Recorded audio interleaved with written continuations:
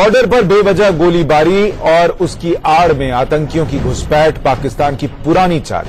जम्मू कश्मीर में line of control पर पाकिस्तान की वही पुरानी नापाक हरकतें अब भी जारी हैं, लेकिन अब भारतीय सेना की जवाबी कार्रवाई का जो अंदाज था वो बदल गया है। इस साल के पहले 15 दिनों में भारतीय सेना ने दूसरी बार पाकिस्तान को सही मायने में मुंहतोड़ जवाब दिया है। जम्मू कश्मीर के मेंढर सेक्टर में आज पाकिस्तानी गोलाबारी का जवाब देते हुए भारत ने पाकिस्तान के 7 सैनिकों को मार गिराया। इसे 13 जनवरी को एलओसी पर नायक योगेश भडाने की शहादत के बदले के तौर पर देखा जा रहा है। पाकिस्तान को सीजफायर वायलेशन का जवाब देने के साथ ही भारतीय सेना ने घुसपैठ की एक बड़ी कोशिश भी नाकाम कर दी। 14 और 15 जनवरी की रात सेना ने उरी सेक्टर में जैश ए मोहम्मद के 6 आतंकियों को ढेर कर दिया। जैश ए मोहम्मद के आतंकी झेलम नदी के रास्ते घुसपैठ की फिराक में थे। भारतीय सेना ने पाकिस्तानी आतंकियों और पाकिस्तानी फौज पर डबल अटैक सेना दिवस के मौके पर किया। पाकिस्तानी फौज के 7 जवानों के मरने की खबर से ठीक पहले सेना प्रमुख जनरल बिपिन रावत ने साफ साफ कहा था कि आतंकियों की घुसपैठ में पाक आर्मी मदद कर रही है, जिसका मुंहतोड़ जवाब दिया जा रहा है। आज सुबह दुलंजना एरिया है उड़ी का, वहां जब मूवमेंट देखी गई तो उसमें कांटेक्ट हुआ और एक्सचेंज ऑफ फायर में ये मिलिटेंट जो टेररिस्ट थे मारे गए। जैश ए मोहम्मद से ताल्लुक रखते हैं और अभी तक 5 बॉडीज मिली हैं। इंफॉर्मेशन 6 के मारे जाने की है। नियंत्रण रेखा पर पाकिस्तानी सेना संघर्ष विराम का उल्लंघन जारी रखते हुए आतंकवादियों की घुसपैठ में सहायता करने के प्रयास करती रहती है। हम विरोधियों को सबक सिखाने के लिए अपनी ताकत का इस्तेमाल कर रहे हैं। पाकिस्तान की किसी भी उकसाने वाली कार्रवाई का हम हमेशा मुंह तोड़ जवाब देते रहेंगे। अगर हमें मजबूर किया गया तब हम अपनी सैन्य कार्रवाई के दर्जे को बढ़ाकर अन्य कार्रवाई भी कर सकते हैं। सीमा पार से घुसपैठ करने वाले आतंकियों और उनकी मदद करने वाली पाकिस्तानी फौज के खिलाफ भारत अब खुलकर आक्रामक नीति अपना रहा है। भारतीय सेना के चीफ जनरल बिपिन रावत ने आज ही ऐलान किया कि पाकिस्तान ने अगर मजबूर किया तो सेना उसके खिलाफ और भी कड़े कदम उठा सकती है। हिंदुस्तान की फौज का लहजा और अंदाज अब इजरायल जैसा ही नजर आ रहा है। इजरायल की तरह ही भारतीय सेना दुश्मन को 10 गुना चोट पहुंचाने की रणनीति पर काम कर रही है। पहली बार महसूस हो रहा है कि दुश्मन को मुंहतोड़ जवाब देना सिर्फ कहने की बात नहीं है। भारतीय सैनिक अब ऐसा करके दिखा भी रहे हैं। आज जिस प्रकार से, जिस बहादुरी से, जिस सक्षमता से हमारी फौज ने दुश्मन के दांत खट्टे किए हैं, भारतीय राष्ट्रीय कांग्रेस की ओर से हम उनकी भूरी भूरी प्रशंसा भी करते हैं और उन्हें मुबारकबाद भी देते हैं। भारत माता की रक्षा जिस प्रकार से हमारे सैनिक करते हैं, हमें उन पर गर्व है। कश्मीर में अगर हमें शांतता चाहिए तो फिर आर्मी और पॉलिटिकल ये दोनों तरफ से काम करने चाहिए, तभी जाकर कश्मीर में शांतता प्राप्त होगी। अगर आर्मी वहां पर ऑल आउट ऑपरेशन कर रही है, आतंकवादियों को मार रही है, वहां पर बैड एलिमेंट्स जाने के बाद वहां का जो पॉलिटिकल सिस्टम है, उस पॉलिटिकल सिस्टम को स्ट्रेंथन करने के लिए और लोगों के साथ डायलॉग डेवलप करने के लिए पॉलिटिकल ही कुछ एक्शन करना पड़ेगा। एक उन्होंने कहा कि मिलिट्री ऑपरेशन के साथ साथ पॉलिटिकल इनिशिएटिव्स लाजमी है, और दूसरा उन्होंने कहा कि हम स्टेटस कोइस्ट नहीं रह सकते, हमको नए नए तरीके इस्तेमाल करने हैं कि पाकिस्तान के ऊपर प्रेशर और बढ़ता जाए। दोनों स्टेटमेंट्स में सहमत हूं और दोनों स्टेटमेंट्स के तहत बहुत कुछ किया जा रहा है। यानी कार्रवाई जो भारतीय सैनिक कर रहे हैं उसकी तारीफ हो रही है। और अब हमारा सवाल यह है कि क्या ये भारत का इजरायल अवतार हम देख रहे हैं आतंक से लड़ने का या पाकिस्तान को जवाब देने का, और क्या यही सही तरीका है? इस पर चर्चा करने के लिए हमारे साथ कुछ खास मेहमान हैं। मेजर जनरल रिटायर्ड के सिन्हा, डिफेंस एक्सपर्ट हमारे साथ स्टूडियो में हैं। RSN Singh, strategic affairs expert हमारे साथ जुड़ रहे हैं। अशोक सज्जनहार, एक्स डिप्लोमेट हमारे साथ स्टूडियो में है। और थोड़ी देर में पाकिस्तान से सीनियर जर्नलिस्ट अरसलान भट्टी हमारे साथ स्काइप के जरिए जुड़ेंगे। मेजर जनरल सिन्हा, सबसे पहले कि क्या ये भारत का इजरायल अवतार है आतंक से और पाकिस्तान से लड़ने का, और क्या यही सही तरीका है, एक के बदले 10 मारो? सुशांत जी, ये आपने जैसा फरमाया ये एक करेक्ट मेरे ख्याल से अप्रोच है। हम लोग उस दिशा में बढ़ रहे हैं। हमने अभी ईट का जवाब एक पत्थर से शायद दे रहे हैं, मगर मेरे ख्याल से इसमें भी बढ़ोतरी करने की जरूरत है। जो हम देख रहे हैं कि अभी भी पाकिस्तान की तरफ से पहल हो रही है। देखिए, स्नाइपिंग से जो सुंदरबनी के इलाके में हमारे जवान को शहादत हुई और उसके बदले में हमने जो अभी कर रहे कोटली सेक्टर में 7 मारा है, ये हम लोगों ने एक बहुत अच्छा है। और इसके पहले भी जैसा आपने बताया, जो कि बीएसएफ सेक्टर में, आईबी सेक्टर में हमने देखा था ऐसा मुंहतोड़ जवाब। मगर मेरा ये मानना है कि जो हमारा 740 किलोमीटर का जो एलओसी है, वो हमारी इतनी एक्टिव होनी चाहिए और प्रोएक्टिवली वो हमारे सब टैक्टिकल लेवल पे लोगों के पास ऑप्शंस खुली होनी चाहिए कि हम दिन रात पाकिस्तान को सर ना उठाने दें। देखिए, तो आपके हिसाब से ये तरीका ठीक चल रहा है? ये करेक्ट डायरेक्शन में हम जा रहे हैं। पूरे एलओसी पर आप यही चीज दे दीजिए। टैक्टिकल डेप्थ तक ही पहुंचे हैं, हमें operational depth and strategic depth में जाना है, तभी पाकिस्तान भाग जाएगा। ठीक है, अशोक सज्जनर साहब, यही सवाल आपसे है, क्या ये भारत का इजरायल अवतार है और क्या ये तरीका ठीक है? देखिए, तरीका तो बिल्कुल ठीक है। मैं ये नहीं कहूंगा जो इजरायल अवतार है, क्योंकि देखिए हर एक को अपनी स्ट्रेंथ पर लेकर हमें काम करना है और हमको अपनी लोकल टेरेन देखकर और उसके हिसाब से काम करना है। मेरे विचार से अभी कुछ समय से पिछले 1 सप्ताह से जो अपने चीफ ऑफ आर्मी स्टाफ के जनरल बिपिन रावत के कुछ कमेंट्स आए हैं, मैं उससे बहुत ही खुश हूं, उससे बहुत ही मुझे संतोष मिल रहा है, क्योंकि उन्होंने जो कुछ भी कहा है, जो भी उन्होंने पाकिस्तान को एक बहुत मजे हुए शब्दों में, बहुत ही सटीक शब्दों में कहा है, जो आप अगर एक तो हमको आप न्यूक्लियर वॉर का धमकी आप मत दीजिएगा। हाँ। क्योंकि अगर ऐसा है, हमको अगर मिलेगा, ऐसा डायरेक्शन मिलेगा, ऐसा इंस्ट्रक्शन मिलेगा अपने पॉलिटिकल मास्टर से, तो हम आपकी ये इस सीमा को पार करके जो कह रहे हैं उस बयान के बाद पाकिस्तान में बर्नॉल की बिक्री बढ़ गई है। जी बहुत बहुत मेरे विचार से, क्योंकि देखिए हमेशा से वो यही प्रयास करते रहे हैं, जो हम उनको बताएं, जो हम न्यूक्लियर वेपन स्टेट हैं, तो इसलिए कन्वेंशन में आप इसको सब ऑप्टिमल लेवल पर आप इसको ऑपरेट करेंगे, ऐसी बात नहीं है।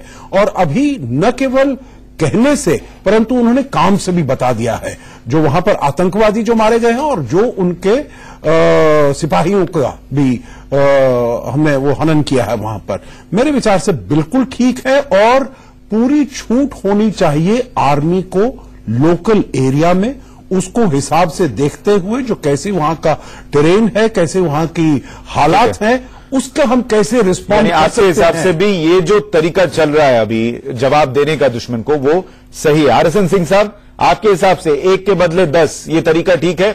और क्या इससे परिणाम आने वाले दिनों में बेहतर तौर पर मिल पाएंगे? क्या हम बॉर्डर पर शांति देख पाएंगे? नहीं, देखिए, सबसे बड़ी बात है कि एक चीज जाहिर है कि अगर भारत का सेना अध्यक्ष अगर वो ये कोई बयान देता है, तो उसके बयान में वजन होता है, और वो वजन केवल दुश्मन को छोड़िए, ये अपने देश के लोगों के लिए भी उसका वजन उतना ही होना चाहिए। तो इसमें कोई शक की बात नहीं है कि जो जनरल रावत साहब ने अपने बयान दिए और अभी के जो उनके जो अपने सख्त मंसूबे उन्होंने दिखाए, वो देश में वो व्यापक रूप से लोग उसको समझ में आ रहा है उनको। लेकिन दुख की बात यह है कि इस वजन को घटाने में हमारे सर, आपका सिग्नल चला गया, मैं आपके पास लौटता हूं। इस बीच हमारे साथ अरसलान भट्टी जुड़ गए हैं, पाकिस्तान से सीनियर जर्नलिस्ट। भट्टी साहब, बहुत स्वागत है आपका। ये आप लोग जो कार्रवाई कर रहे हैं, आपकी तरफ से जो कार्रवाई हो रही है बार बार, बिना अनप्रोवोक्ड, जिसको कहते हैं कि सीज फायर का उल्लंघन, भारतीय सैनिकों को निशाना बनाना, आतंकियों को भेजना, 1 के बदले आपके 11 सैनिक जो हैं 7 मारे गए, 4 घायल हुए, क्या हासिल हो रहा है इससे? बंद क्यों नहीं करते इसको? नहीं, बात यह है जी कि ये पहले तो ये मालूम कर ले कि पहली गोली किसने चलाई, पाकिस्तान ने चलाई कि भारत ने चलाई। हम ये सुबह से कह रहे हैं जी कि भारत की साइड से एलओसी के ऊपर अनप्रोवोक्ड फायरिंग जारी है, जिसके अंदर जो हमारे 3 जवान हैं वो शहीद हुए हैं, 4 भारतीय फौजी भी शायद जाँ बाक हुए या मारे गए हैं, मुझे पक्का इल्म नहीं है। लेकिन चले, आप कह रहे नहीं मारे गए, अल्लाह करे ना ऐसा हो, लेकिन हमारे 3 फौजी जो है वो शहीद हुए। मसला ये है कि हमने क्यों भेजने हैं? हम तो खुद इस चीज को लड़ रहे हैं कि जनाब ये नहीं होना चाहिए, ये गलत है। हर रोज आए रोज, अभी पिछले साल 2017 में जनवरी से लेकर 31 दिसंबर 2017 में 257 फायरिंग के वाकयात हुए लाइन ऑफ कंट्रोल पर, जिसमें से 57 लोग जो है पाकिस्तान में शहीद हुए, जिसमें से 13 बच्चे थे, उसमें 3 बच्चियां थी, 10 लड़के थे, बाकी जाहिर है बाकी जवान लोग थे। मतलब ये है कि हम सारा कुछ पे हम बैठते हैं, हम यूनाइटेड नेशन पर केसेस लेके जाते हैं, इंटरनेशनल कोर्ट ऑफ जस्टिस में जाते हैं, लेकिन हम कितनी मर्तबा दोनों तरफ के सियासत आप नहीं जाते हैं, इंडिया जाता है। इंडिया, भट्टी साहब गलत बयान मत करें, इंडिया जाता है, आप नहीं जाते इंटरनेशनल कोर्ट ऑफ जस्टिस में, आपको तो घसीटा जाता है वहां। मैं मिसाल दे रहा हूँ जी, मैं मिसाल दे रहा हूँ। हाँ, मिसाल दें क्योंकि आप लोग तो अंदर हैं के लिए, मोहतरम आप गए हैं दहशतगर्द के लिए, मैं दहशतगर्दी की बात नहीं कर रहा यहाँ पे अभी ना, मैंने भट्टी साहब मैं ये कह रहा हूँ, आप गिना रहे थे कि उधर सिविलियंस की मौत हुई, भारत में भी पिछले 2017 में 40 सिविलियंस की मौत हुई, 75 सैनिक हमने शहीद हुए हमारे। सवाल ये है कि जो आतंकी चलिए ठीक है, सीज फायर हमने थोड़ा इस बहस का कोई जवाब तो नहीं मिल पाएगा, क्योंकि आप हमेशा ये कहेंगे कि पहले भारत ने सीज फायर का उल्लंघन किया, पर जो आतंकी आ रहे हैं वो तो उधर से ही आ रहे हैं। आप भले ये कहते हैं कि आप खुद जो है आतंक से परेशान हैं, लेकिन वो आतंकी आ तो उधर से ही रहे, वो आपसे रुक नहीं रहे, भेज रहे ये भेजते हैं, पाकिस्तान आर्मी भेजती है। भट्टी साहब पाकिस्तान आर्मी भेजती है, कोई नहीं की। हम पाकिस्तान में चूंकि जो इत्मीनान की फिजा है, जो भरोसे का जो मसला है वो नहीं है हम दोनों मुल्कों के दरमियान, हम एक दूसरे पर इसी तरह के इल्जाम लगाते ही चले जाते हैं। भारत ने आखिरी, अरे ये तो प्रूफ है, उरी में जाके देखें, 7 टेररिस्ट मारे गए हैं, तो पाकिस्तान से ही आए हैं। उनका हथियार देखिए ना, गोला बारूद देखिए ना, रसद देखिए ना। सर आपके यहाँ आज भारत से कोई आतंकी आया था क्या? पिछले साल कितने भारत से आतंकी आए जरा गिनाइए। हमारे यहाँ तो हम मार रहे हैं, 200 से ज्यादा आतंकी मारे हैं जम्मू कश्मीर में, 2017 की बता रहा हूं। बेचारा कुलभूषण को पकड़ लिया, कोई बेचारा नहीं है वो, अरे 40 लोगों को मारा है। अरे एक को पकड़े बेचारा उसको ईरान से, नहीं वो बेचारा, और उसके ऊपर इतनी आप उछल रहे हैं, यहाँ तो डेली मर रहा है आदमी। 242 लोगों ने उसने मारे हैं। नहीं मुझे ये बताइए ना सर, जो कसाब विजुअल में दिख रहा था लोगों को मारता हुआ, उस मामले में आपने कोई कार्रवाई नहीं की? हाफिज सईद आज भी खुला घूमता है, एबटाबाद में कौन छुपा हुआ था, किसको मारा गया वो सबको पता है, तो फिर इन बातों से भागना क्यों? स्वीकार कीजिए कि आपके यहाँ ये सब हो रहा है। कोई नहीं भाग रहा। असलम भट्टी जी बहुत अच्छे पत्रकार हैं, देखिए आप इतने अच्छे पत्रकार हैं, मगर क्यों ऐसी बातें करते हैं, क्यों आप भाषा बोल रहे हैं वहां क्या ऐसा ही क्या? देखिए मुझे पता है आपके पूरा लटक रहा है, मगर कभी तो आप अपना काम कीजिए। एक बार पूरा कर लेने दीजिए जवाब। आप तो एक तो डरते बहुत आए हैं। अच्छा ठीक है, आप बोलिए, आप बात पूरी कीजिए पहले। ठीक है ना, बात ये है कि अजमल कसाब के जब पता चला कि जी वो आतंकी है, वो दहशतगर्द है, उसने ये काम किया है, उनके फौरी तौर पर उसके माँ बाप जो साहिवाल के रिहायशी थे, यहाँ जिस जगह मैं बैठा हूँ यहाँ से तकरीबन 2-2.5 घंटे का रास्ता है। उन्होंने कहा जी कि हमने इसको आज से 12 साल पहले घर से निकाल दिया था। अब मुझे ये बताइए कि उनके एक फैमिली के अंदर स्टेट किस तरह इंटरफेयर कर सकती है? इसका जवाब तो ये है अजमल कसाब का। दूसरा आपने कहा नहीं, तो अजमल कसाब को परिवार ने निकाल दिया 12 साल पहले भी, 12 साल पहले, तो उसको वो जो बंदूकें चलाता दिख रहा था, उसको ट्रेनिंग किसने दी? भारत ने दी। जी अजमल कसाब अपने साथियों के साथ जो AK-47 चलाता दिख रहा था जी, वो ट्रेनिंग किसने दी? कितना टाइम लगता है मुझे बताइए ट्रेनिंग पे? 1 महीना 2 महीने कितना टाइम लगाते हैं? आप और मैं कितना, हमने एनसीसी, आपने भी वो गार्ड्स की ट्रेनिंग की ना, हमने 22 दिन की है, हमारे कंपल्सरी ट्रेनिंग है। बंदूक चलाना तो मुझे भी आता है। अच्छा, तो आपको भी आता है? आपको भी आता है? जो पत्रकारों को बंदूक चलाना आता है ये तो मुझे नहीं पता था सर। हम लोग के, हमारे यहाँ जितने हैं हम तो कलम को ताकत बनाते हैं, आपके यहाँ पत्रकार भी बंदूक चलाते हैं? जी जी बिल्कुल। उसकी रीजन ये है कि जब हमारे नेशनल वो गार्ड्स करते हैं, एनसीसी जिसको हम लोग बोलते हैं, उसमें कंपल्सरी ट्रेनिंग देते हैं हमें 20-22 दिन की, जिसमें सारा कुछ दिखाते हैं। अच्छा, और आपके सर्वाइवल के लिए भी जरूरी है ना सर, क्योंकि आपके यहाँ के आतंकी कब आप पर हमला कर दें ये भी तो नहीं पता, ये भी तो दिक्कत है। बात दूसरी बात आपने कहा जी, एबटाबाद वाला मामला आपने बोला, मुख्तसर मैं जवाब देता हूँ, टाइम जाया हो रहा है। हाँ। एबटाबाद में उसको लाने वाला कौन था? उसामा बिन लादेन को, वो पाकिस्तानी नहीं थे। तालिबान को अफगानिस्तान में लड़ाने वाला, उनको फंड करने वाला कौन था? सबको पता है। अमरीका आपके पास है सर, मैं आपको क्या बोलूं, मतलब हक्कानी ग्रुप तालिबान, ये जो आपके वजिस्तान में है, जिसके लिए आपको कहाँ नठा जा रहा है। मुझे आप बताइए क्या होगा भट्टी साहब उसका? वो भी आपके लोग नहीं, कोई वजीरिस्तान में नहीं है, पाकिस्तान में किसी बैंड आउटफिट का कोई दफ्तर नहीं है। नहीं तो भट्टी साहब मुझे एक बात बताइए, अगर सबको अमेरिका लेकर आया था और आपके यहाँ कोई आतंकी आपने पैदा नहीं किया तो अमेरिका से इतनी दिनों से मदद क्यों ले रहे थे? मना कर देते, कहते आप आतंकी भेजना बंद कर दीजिए और पैसे देना बंद कर दीजिए।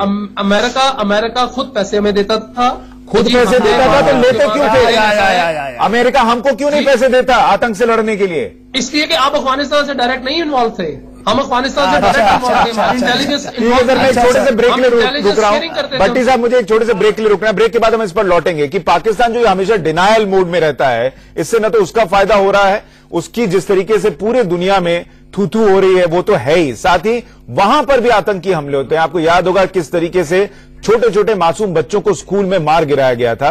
क्या उससे भी पाकिस्तान नहीं सीखेगा? एक छोटे से ब्रेक के बाद। सेना दिवस है और भारत के एक सैनिक की शहादत का बदला कुछ यूं लिया है भारतीय सेना ने कि पाकिस्तान की चौकियां तबाह की हैं, 7 सैनिक ढेर किए हैं, 4 घायल हैं और 6 आतंकियों को जो घुसपैठ कर रहे थे उनको मार गिराया है।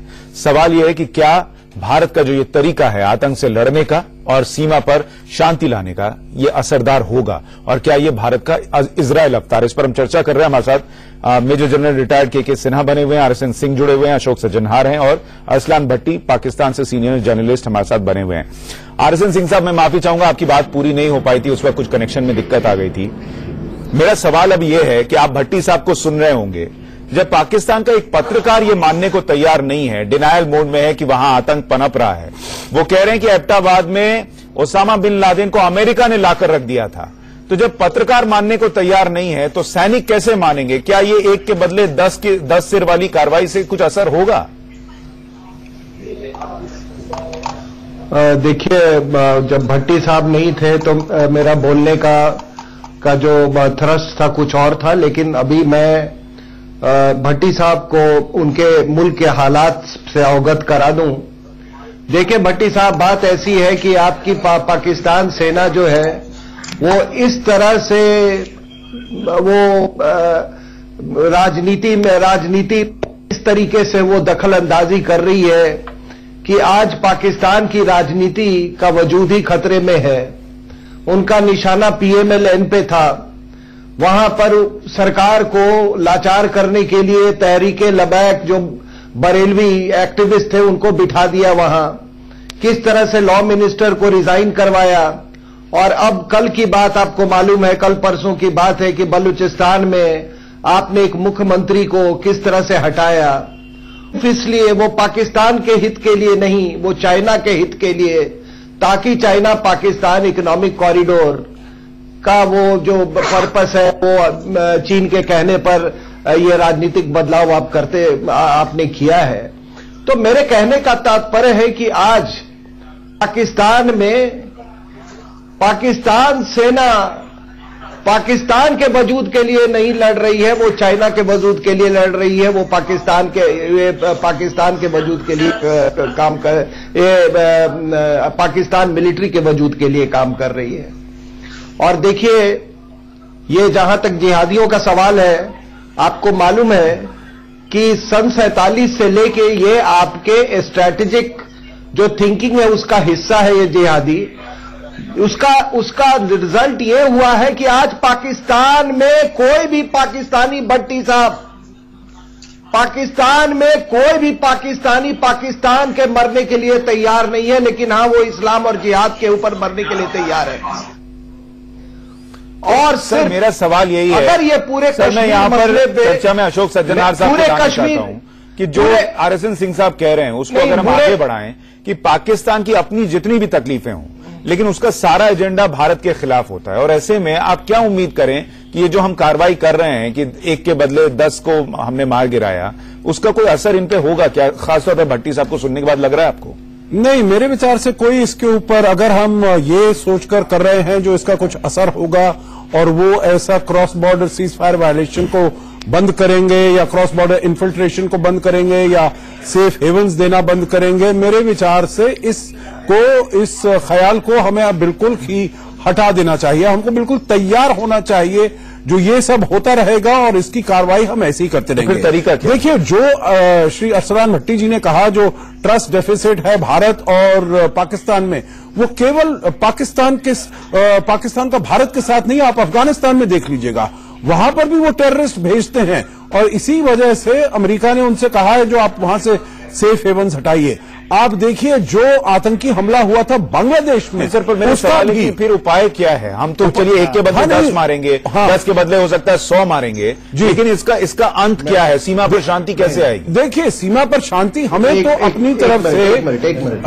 अपनी तरफ से ये कार्रवाई करती रहनी पड़ेगी और हमको ये देखना होगा जो उनके अंदर जो कोई बदलाव अगर आना है तो पाकिस्तान के अंदर बदलाव आएगा। बदलाव नहीं है। भट्टी साहब, मुझे एक बात बताइए, जो आपके यहाँ ये हाफिज सईद है, वो एक सोशल वर्कर है या आतंकी है? उसको आतंकी मानते हैं आप लोग या सोशल वर्कर मानते हैं, जैसा वो पॉलिटिकल लीडर या पॉलिटिकल लीडर मानते हैं? नहीं, पहली बात तो वही अभी मेरे से जो पहले साहब कह रहे थे। नहीं सर, पहले मेरे सवाल का जवाब दे दीजिए। हाफिज सईद क्या है?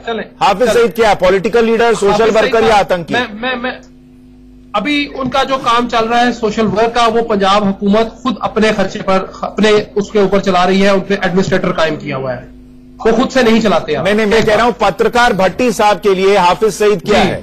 आतंकी है, नेता है या सोशल वर्कर है? ना आतंकी है ना नेता है। आतंकी नहीं है आपके लिए वो? जी नहीं है जी। अब बताइए, अब ऐसे में और उसामा बिन लादेन क्या था सर? और जब यूएन ने ये डिसाइड किया है, वो टेररिस्ट था। जी बिल्कुल था। हाफिज सईद आतंकी क्यों नहीं है सर?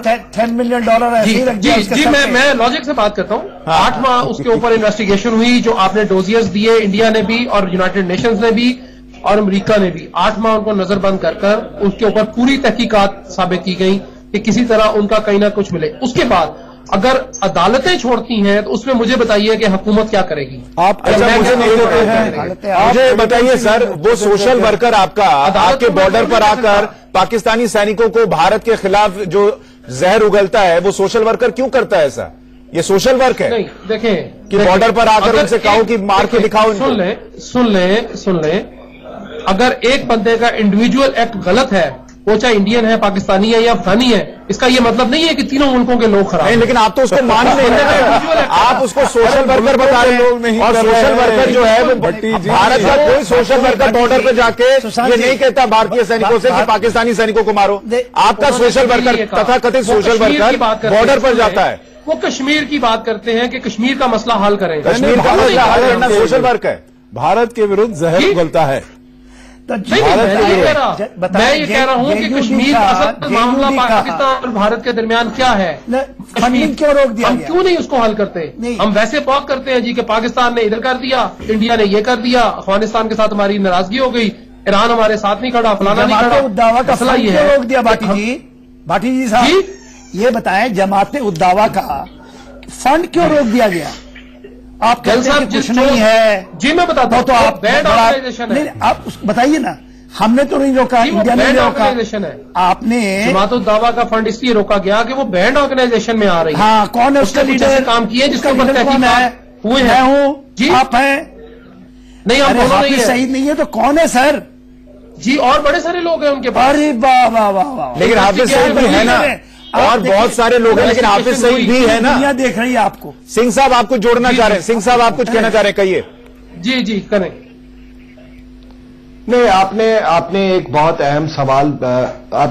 अहम सवाल पूछा कि क्या इसका खात्मा हो सकता है। देखिए, इस तरह की लड़ाई का खात्मा जिस तरह से हम समझ रहे हैं वो नहीं होगा।